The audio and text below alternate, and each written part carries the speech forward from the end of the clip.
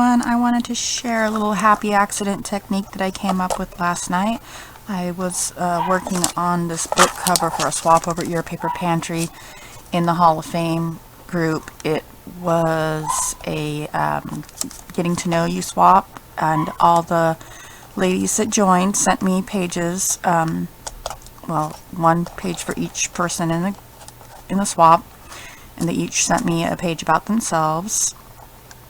And they could choose either to have me bind the books for them, or they could just get the pages back in case they wanted to add pages from other YouTube friends or other crafting networks that they belong to.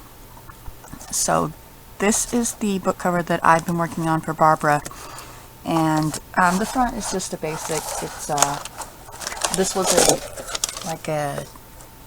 a novel type of book. It wasn't old or anything like that. It was just a regular book. I took the pages out of. As you can see, I haven't done the inside yet. I decoupaged some vintage music paper on, and I used this decoupage, which is my favorite decoupage. It's a Beacon Fast Finish decoupage, and I like it better because I'm super impatient and it dries really fast. So that's one good thing about it. And the other thing is that it's never tacky.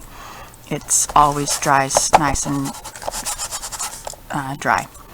Sometimes I have the problem with the Mod Podge. It's still a little bit sticky, or it has that, you know, I don't know, tackiness to it. So after I decoupaged it, I sprayed it with this Lindy's Stamp Gang, which is the Ethereal Emerald. So what I wanted to show you is how I did this, the binding. It looks like gilded, or oh, I can't think of that stuff for you.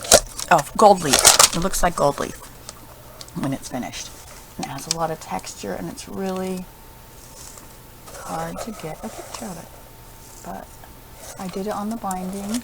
Well, at first I did it on the corners. I was using some crackle paint, and I just didn't like the way it came out, so I decided to try something different. And I will show you how I did this. Much cheaper than buying gold leaf or gilding it, and it has a great texture. It's really, I really love it, how it came out. So basically you're going to need just a couple things. This is just some cheap acrylic paint. This is bronze. I would imagine it has to be some type of, you know, shimmery paint, just because it looks better. Gold, silver, this is bronze. And then dimensional paint. This is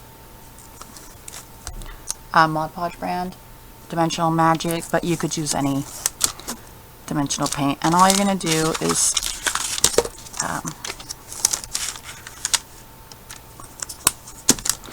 mix them together. You don't need to use as much dimensional paint. Probably 2 to 1, with paint being the larger amount. And then you're just going to mix them together.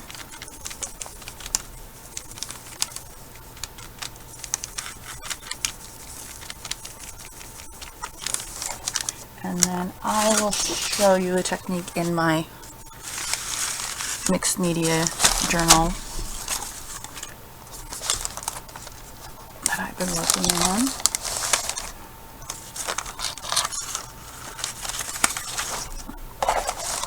Running out of room here. Let me find a place if I haven't done anything yet. This will work. So basically, you're just going to kind of like pile it on, and you want it to be pretty thick, but not ridiculously thick. So not a brush stroke, more of a little pile like that. And then you're just going to heat it up until it starts to boil and bubble up. I guess it's not really boiling, but bubbling. This is where my impatience failed me. Or, yeah, again. But I guess it worked out good for me this time because I found this. So if you see, it's really bubbling up. You can hear it crackling and the air gets underneath there. Find a better way to do this. So it happens pretty fast, but you really want to make sure that it's totally dry when you leave it. So basically when it's dry, it'll stop bubbling because you have to wait for everything underneath the skin to dry up. And you'll hear it crackle a little bit, and then it'll just stop and it'll be done.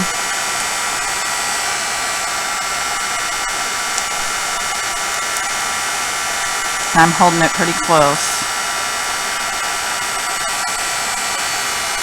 And the thicker